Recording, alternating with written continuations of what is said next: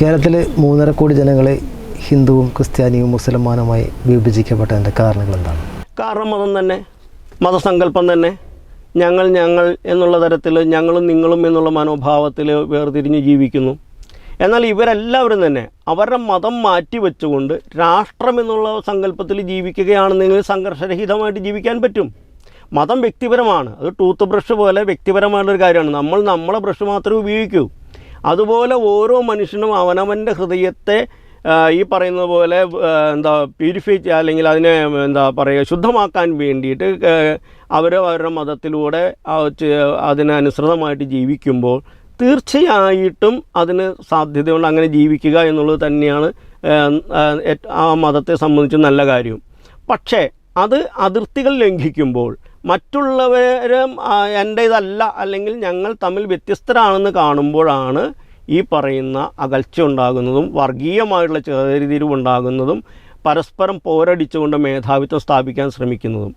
ഭാരതം എന്ന് പറയുന്ന രാഷ്ട്രത്തെ മാതാവായി കണ്ടുകൊണ്ട് രാഷ്ട്രത്തിൻ്റെ വൈഭവത്തിന് വേണ്ടിയിട്ട് പ്രവർത്തിക്കുകയാണെങ്കിൽ തീർച്ചയായിട്ടും ഈ പറയുന്ന രാഷ്ട്രത്തിൻ്റെ പുരോഗതി ഉജ്ജ്വലമായിരിക്കും. പരമവൈഭവത്തിലേക്ക് ഈ രാഷ്ട്രത്തെ എത്തിക്കാൻ നമുക്ക് എല്ലാവർക്കും കൂടി സാധിക്കും എന്നുള്ളത് തന്നെയാണ് ഇതിൽ നിന്നുള്ള നമ്മുടെ കാഴ്ചപ്പാടിൽ നമുക്ക് ലഭിക്കുന്ന ഉത്തരം. അല്ല, ഈ വർഗീയ വിഭജനത്തിന് എതിരെ എന്താണ് നമുക്ക് മുന്നോട്ട് വയ്ക്കാവുന്ന പരിഹാര മാർഗ്ഗങ്ങൾ? പരിഹാരമാർഗ്ഗം ഇത് മാത്രമേ ഉള്ളൂ. രാഷ്ട്രത്തിന് വേണ്ടിയിട്ടും അവരവരുടെ മതം വ്യക്തിപരമായിട്ട് ഒരു ടൂത്ത് ബ്രഷ് പോലെ കാണുക. ആ ടൂത്ത് ബ്രഷ് പോലെ കണ്ടു കഴിഞ്ഞാൽ അത് അവനവൻ്റെ പല്ല് വൃത്തിയാക്കാൻ ഉപയോഗിക്കുന്ന ടൂത്ത് ബ്രഷ് വേറെ ആൾ ഉപയോഗിക്കാറില്ല. ഒരു ഉദാഹരണ സഹിതം പറയാമോ? അവനവൻ്റെ പല്ല് വൃത്തിയാക്കുന്നത് പോലെ, ആ പല്ല് വൃത്തിയാക്കാൻ ഉപയോഗിക്കുന്ന ബ്രഷ് പോലെയാണ് മതങ്ങൾ ഓരോന്നും. അത് അവരവർക്ക് വേണ്ടിയിട്ട് മാത്രമുള്ളതാണ്. ആ വ്യക്തികൾ സ്വന്തം മതത്തിന് വേണ്ടിയിട്ട് അവരവരുടേതായുള്ള രീതിയിൽ ജീവിക്കുകയും, എന്നാൽ രാഷ്ട്രം എന്നുള്ള സങ്കല്പത്തിൽ രാഷ്ട്രത്തിന് വേണ്ടിയിട്ട് എല്ലാവരും ഒരുമിക്കുകയും ചെയ്യുമ്പോൾ നമ്മളെല്ലാം ഈ രാഷ്ട്രത്തിന് വേണ്ടിയിട്ടുള്ള ഒറ്റ ജനതയാണ്. അപ്പോൾ വർഗീയത ഇല്ല, അവിടെ വർഗീയത അപ്രത്യക്ഷമാകും. വർഗീയത ഉണ്ടാകുന്നത് ഞാനും നിങ്ങളും, അതായത് ഞങ്ങളും നിങ്ങളും ഞാനും നീയും എന്ന് പറയുന്ന ആ ഒരു തലത്തിലേക്ക് മാറ്റപ്പെടുമ്പോഴാണ്. അതും മതങ്ങളുടെ ഒരു വലിയൊരു പ്രശ്നമാണ്. ക്ലർജിമെന്നും ഇതിനകത്ത് അല്പം പങ്കുണ്ട് എന്ന് പറയേണ്ടി വന്നതിൽ ഖേദമുണ്ട്. കാരണം ജനതയെ നയിക്കുന്നത് അവരാണല്ലോ. ആ ജനതയെ നയിക്കുന്നവർ അത്തരത്തിലേക്ക് കൂടി അവരെ മുന്നോട്ട് കൊണ്ടുപോകാൻ, ഈ രാഷ്ട്രത്തിൻ്റെ ഉന്നമതിക്ക് വേണ്ടിയിട്ട് അവർ കൂടി ശ്രദ്ധിച്ചു കഴിയുമ്പോൾ തീർച്ചയായിട്ടും നമുക്കെല്ലാവർക്കും ഒരുമിച്ച് ഈ പറയുന്ന സഹോദര ഭാവേന ജീവിക്കാൻ പറ്റും.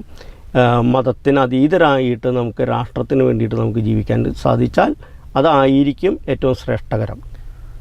അപ്പോൾ ഒരു വിശ്വാസി ഈ സമൂഹം അതിനേക്കാൾ ഉപരി ഇപ്പോൾ അവിശ്വാസികളുടെ ഒരു സമൂഹം വളർന്നു വരുന്നുണ്ടെന്ന് ഞാൻ അങ്ങനെ സംഭവമുണ്ട്. രവിചന്ദ്രനെ പോലെയുള്ളവർ, ആരിഫ് ഹുസൈനെ പോലെയുള്ളവർ, ജബ്ബാർ മാഷിനെ പോലെയുള്ളവർ പണ്ട് ഇടമറുകൊക്കെ ഉണ്ടാക്കിയിരുന്ന അവരുടെ വാദഗതികൾ ശരിവയ്ക്കുന്ന രീതിയിലാണോ? അവർക്കും സ്ഥാനമുണ്ട് ഈ സമൂഹത്തിൽ. കാരണം ഭാരതത്തിൽ ചാർവാകന്മാരെന്ന് പറയുന്നൊരു വിഭാഗം ഉണ്ടായിരുന്നു. ചാർവാകന്മാർ നിരീശ്വരവാദികളായിരുന്നു. അവർ പറയുന്നത് മുഴുവനും എങ്ങനെ സുഖകരമായിട്ട് ജീവിക്കാം എന്നുള്ളതിനെക്കുറിച്ച് മാത്രമാണ് അവർ ചിന്തിച്ചിരുന്നത്. അവർ അവരുടെ ഇത് തന്നെ ഋണം കൃത്വാഘൃതം പിബയെന്നാണ്. കടം മേടിച്ചിട്ടാലും ശരി ഒരുപാട് സുഖങ്ങൾ അനുഭവിച്ച് ജീവിക്കുക.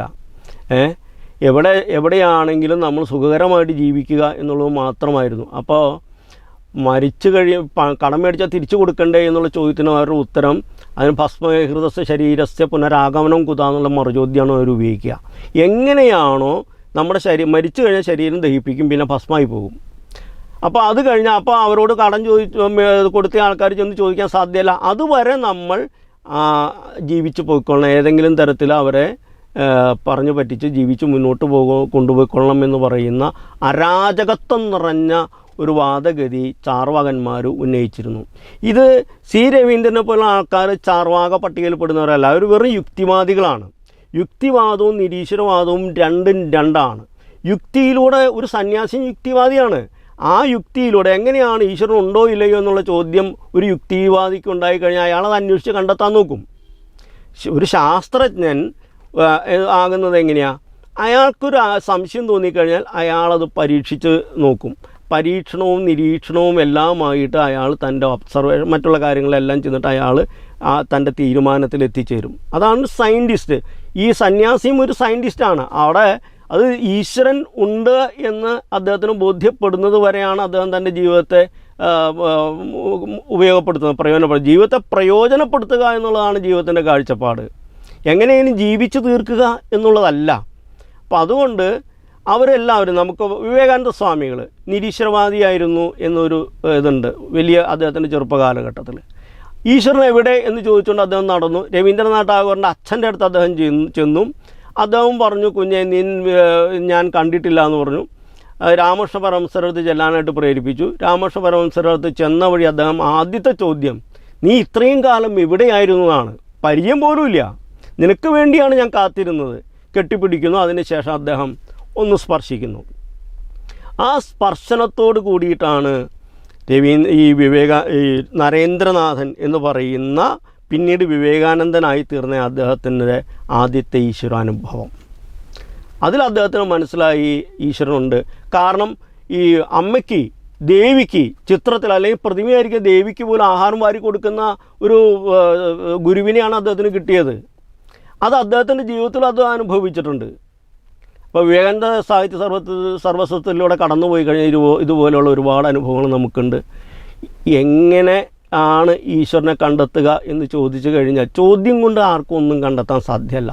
ചോദ്യം ഇട്ട് എറിഞ്ഞു തന്നിട്ട് നടന്നു പോകുന്നതല്ല ശരിയായ രീതി.